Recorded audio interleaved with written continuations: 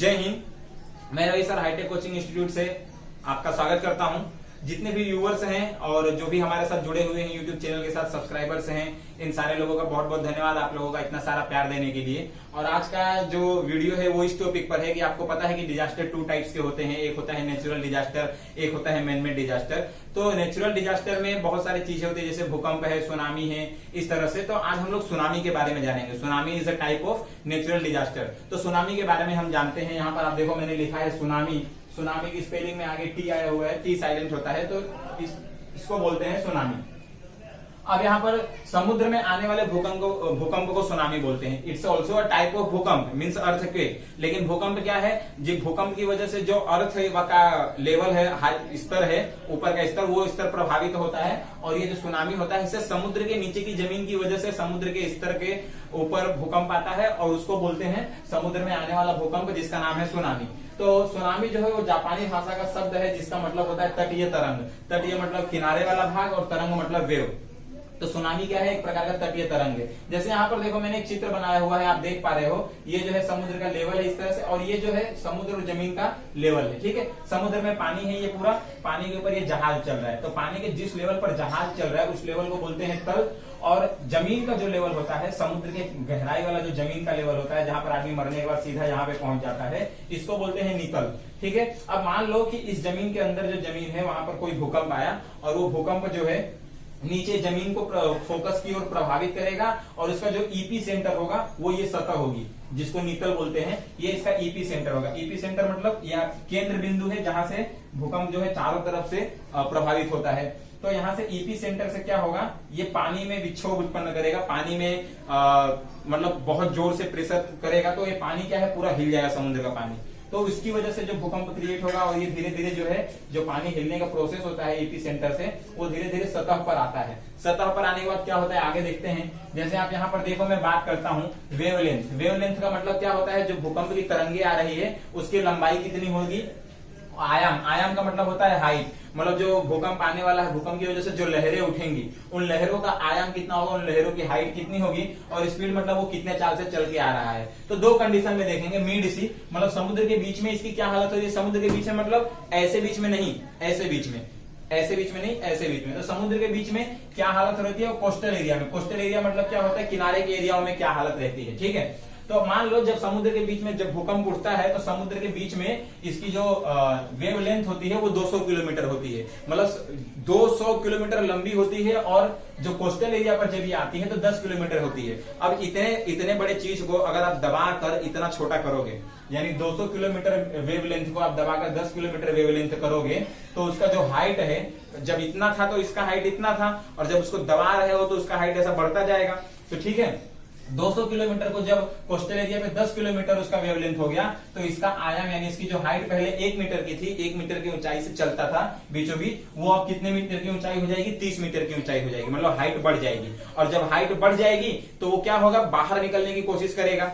Height बढ़ गई तो बाहर निकलने की कोशिश करेगा। तो हाइट कहां पर बढ़ रही है, कोस्टल एरिया में। ठीक है, अब यहाँ पर देखो, जब समुद्र के बीच में पानी वाली जहाज चलती है, तो पानी वाले जहाज को समुद्री भूकंप से कुछ नुकसान नहीं होता, सुनामी से कुछ नुकसान नहीं होता है। क्यों नहीं होता है, क्योंकि वो समुद्र के बीचों बीच नीचे नीचे से 200 किलोमीटर जितनी लंबी तरंग निकल के कहां पर, कोस्टल एरिया के पास आने की कोशिश करेगी। तो समुद्र के बीच में जो चल रहे हैं जहाज, उनको कोई नुकसान होने वाला नहीं है।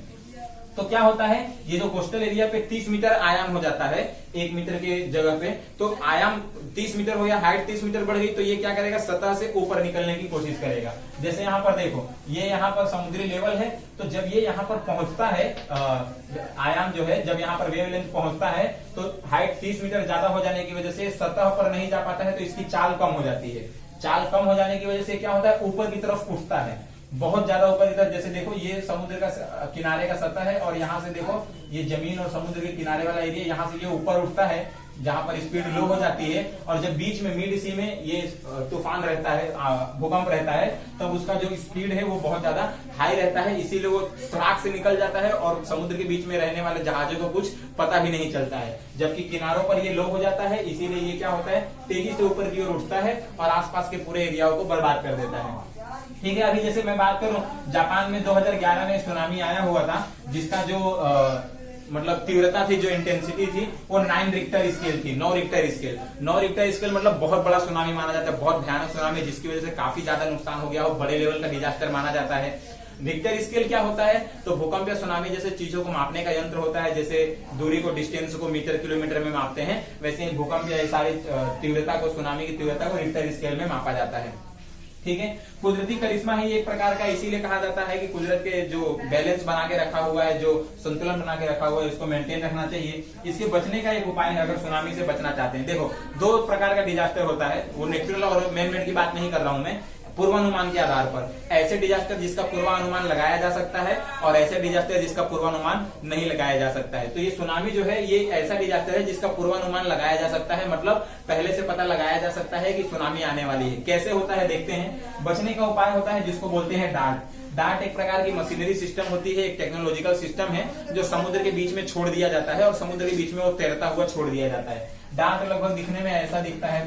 तो डार्ट सिस्टम में बचने के उपाय में जो होता है डार्ट सिस्टम, वो डार्ट सिस्टम कुछ इस तरह का दिखता है। ठीक है, ये समुद्र में तैरता हुआ छोड़ दिया जाता है। डार्ट का फुल फॉर्म क्या होता है? तो डीप ओशन, ए से असेसमेंट एंड आर से रिपोर्टिंग ऑफ सुनामी। मतलब सुनामी के असेसमेंट को रिपोर्ट करने के लिए, डीप ओशन में जो सुनामी आने वाली है उसको रिपोर्ट करने के लिए एक यंत्र होता है। रिपोर्ट कहाँ करेगा? तो ये रिपोर्ट करने के लिए एक होता है सिग्नल बेस। सिग्नल बेस में ये रिपोर्टिंग होती है। तो जब सुनामी आने वाली है, तो सुनामी आने से आधे घंटे पहले ही ये जो डार्ट मशीन है, ये सिग्नल दे देता है। तो जैसे मैं सिग्नल किसको देता है? बेस सेंटर को देता है। अब जैसे मैं भारत की बात करूं, तो अंडमान निकोबार में डार्ट मशीनरी को छोड़ा गया है, जिसका सिग्नल बेस रखा गया है हैदराबाद। तो अंडमान निकोबार में जो डार्ट मशीनरी रखा हुआ है, जब भी कोई सुनामी आने वाली होती है, तो 8 घंटा पहले ही सिग्नल हैदराबाद को भेज देगा और हैदराबाद से फिर बोला जाएगा कि मौसम विभाग की जानकारी के अनुसार सुनामी आने वाली है, ये करना है, ये करना है। वो सारी चीजें ऐसे कंट्रोल की जाती है। वो सिग्नल बेस है हैदराबाद। ठीक है, तो इस तरह से हम सुनामी से बचने का ये उपाय है, डार्ट सिस्टम। अगर इसके बारे में देखो, जानकारी सबको होती है, सुनामी है, भूकंप, सबको पता होता है, लेकिन एक एक्चुअल में जो रियल इन्फॉर्मेशन होती है, वो रियल इन्फॉर्मेशन होना आप लोगों के लिए बहुत जरूरी है। Because we all are educated, और जो नहीं है उनको भी हमें बताना है, ताकि उनको भी अच्छे से जानकारी मिल सके।